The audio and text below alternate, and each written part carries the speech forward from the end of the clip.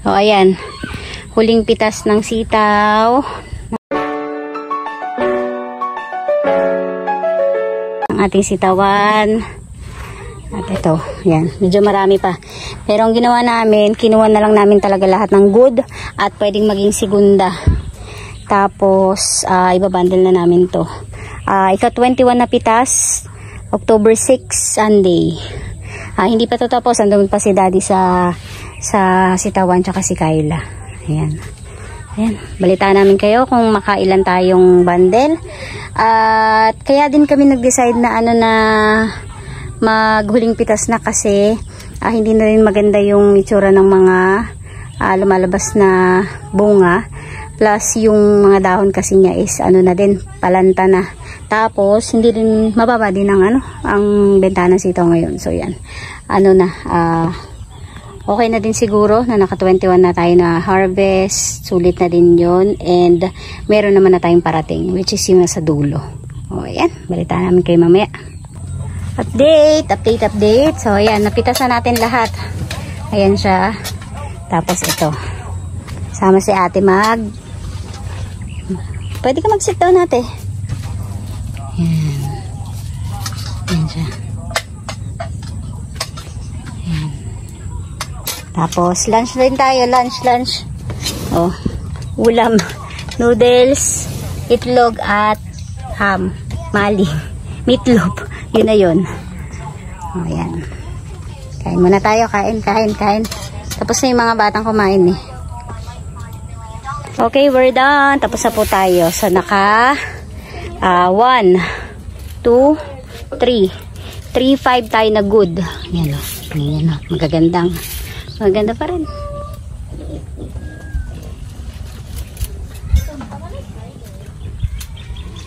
Ayan, 3-5. 3-5 na good. Mahahaba. At 8 segunda. So, yan po ang segunda natin para din good. Diba? Okay. Good. So, sa dami nito mukhang hindi pa tayo magla-last harvest mukhang diretso pa din to Pero okay lang yun. Kasi kikita pa din tayo. Ibig sabihin, medyo light naman yung namin, pag-harvest namin ngayon. Hindi mainit. Mabilis lang kami natapos. Bago pa mag alas 12, natapos na kami. Ngayon, anong oras na? Alas 2 na yata eh. Ayan. Tayo na lang natin ngayon yung buyer na dumating. At kuha ng faktura, uuwi na. Okay?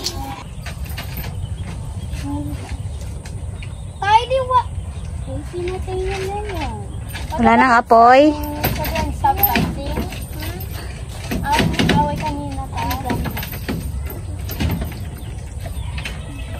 Who wants to play hide and seek? Go! Taya!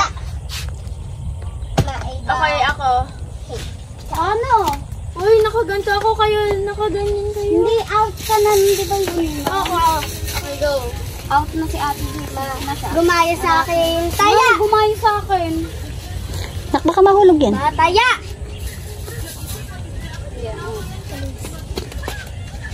O, sama, isa.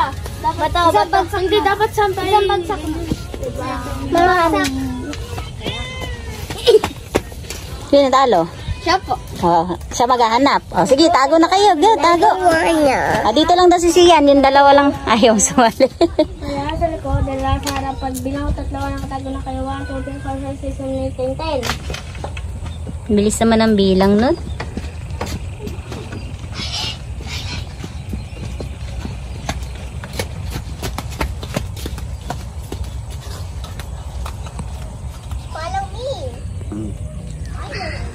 Itong talungan, mapuputol na yan.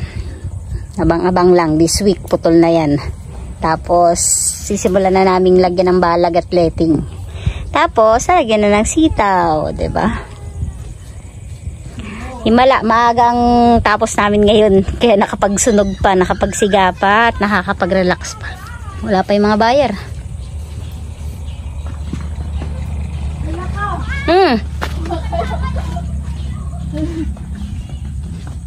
Kala ko mahalaw.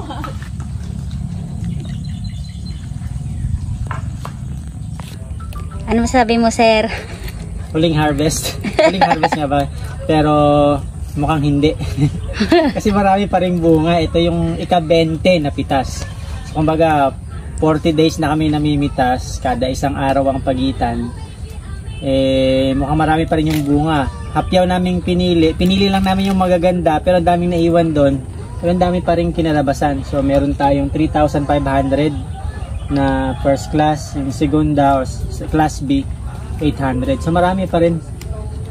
Yan yung average na pitasan namin. Nasa 3,000 yung average siya. Kasi yung pinakamataas 7,000. So nasa gitna yan. So dapat in-expect namin kung patapos na. Nasa 1,000, 2,000. Marami na yung 2,000. Dapat yan 1,000 lang to 1,500 yung huling harvest. Pero hindi. Yung sitaw natin medyo maganda. Hindi ko na nga in-sprayan nakaraan dahil nga papatay na. Pero mukhang magpapaalaga ulit. Tingnan natin kung anong mangyayari. At maganda yung kinalabasan ng sitaw. So magla-live ako mamaya tungkol sa pagsisitaw sa mga gustong magnegosyo ng paggugulay. Baka gusto niyo ng idea, bigyan ko kayo ng konting idea sa akin so paano namin ginawa, paano yung kitaan, magkano. Meron bang potential para makabuhay ng pamilya? So tingnan niyo mamaya yung live natin.